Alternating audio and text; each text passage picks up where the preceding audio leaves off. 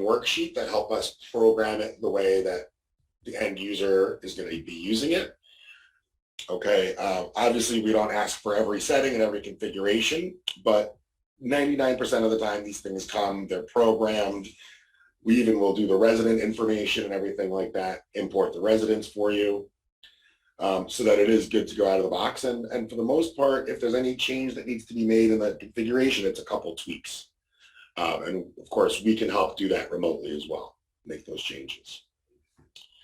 So for the end user, the management of the building, the majority of what they're going to be doing is simply adding, editing, and removing residents, okay?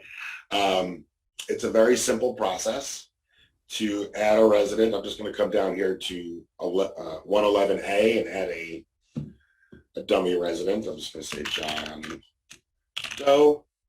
Okay, I would put his email address in here. And what's nice is once I add this resident with an email address, they will get an email that says, welcome, you're now a resident in 101 Broadway. Here's your login credentials. Here's your access code. Here's where you download the apps. It gives them a full explanation of how to get started with their system, and management doesn't have to do any of that. Okay. Again, they would just put in their phone number,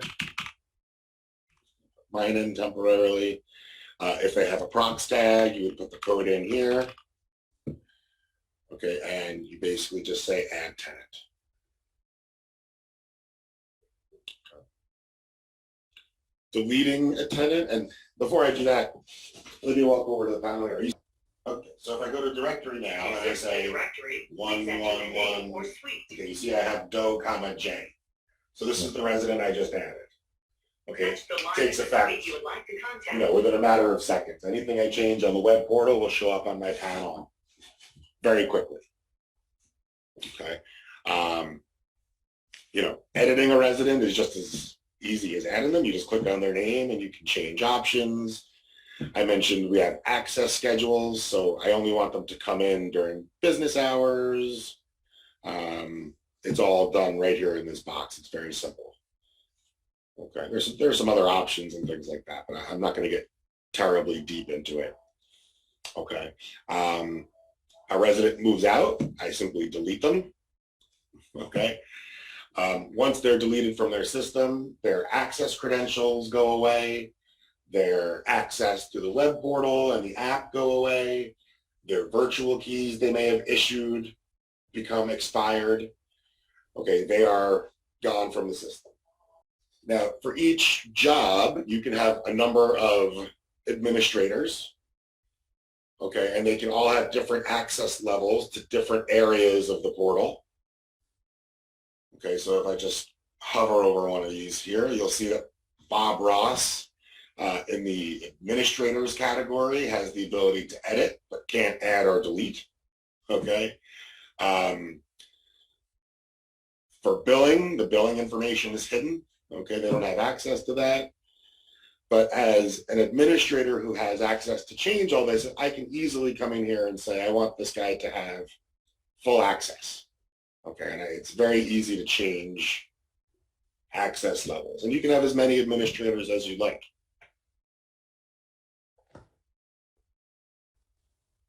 Okay. There are a lot of different things here. One thing I always like to do is go into the door panels and pull up the settings for the actual door panel we're looking at.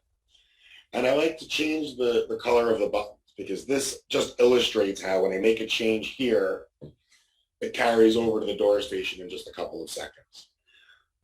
Red and green. Okay, that doesn't look great, but it'll illustrate the purpose. Okay, so I'm saving the device. It takes a few seconds to save. Now, one of the things too, if I can get this to go up just a little bit.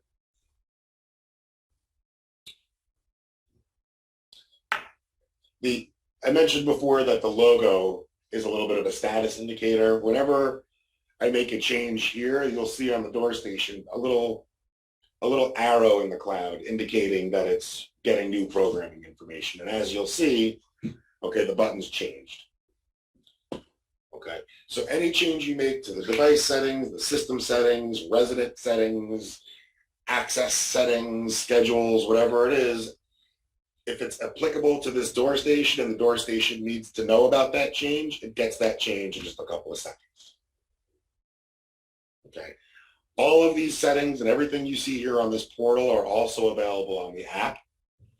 Okay, so if you're an installer or something like that, you can make changes without having to bring a laptop or anything like that. It can all be done on your phone as well, or on a tablet, or on whatever kind of device you have, either through the web browser or through the app. Okay, I'm just going to put these buttons back. Okay, the last thing I think it's kind of important to take a look at is our event logs. Okay, so everything that takes place at the door station, or in the system for that matter, gets logged into an event log. Okay, you see I have a lot of stuff. My developers are working. This is our development installation. Okay, so you can see calls are going to monitors. I edited a door panel a couple of times. Okay, if I scroll down a little bit, we'll see I used my access code. I used a virtual key for party. Okay, everything gets logged in here. And of course, if you're looking for something specific, you could pick a date range. You could pick a specific tenant that you want to see all of their activity. Okay, so let me pick myself and say filter logs. Okay, so here's all my activity between today and yesterday. Okay, and of course I can quickly view the images associated with that as well. Or I can, view them one at a time if I so choose. Okay, all of this information is exportable in an Excel file. So if there is an incident in the building and you want to provide information to the police or something along those lines, we can export this information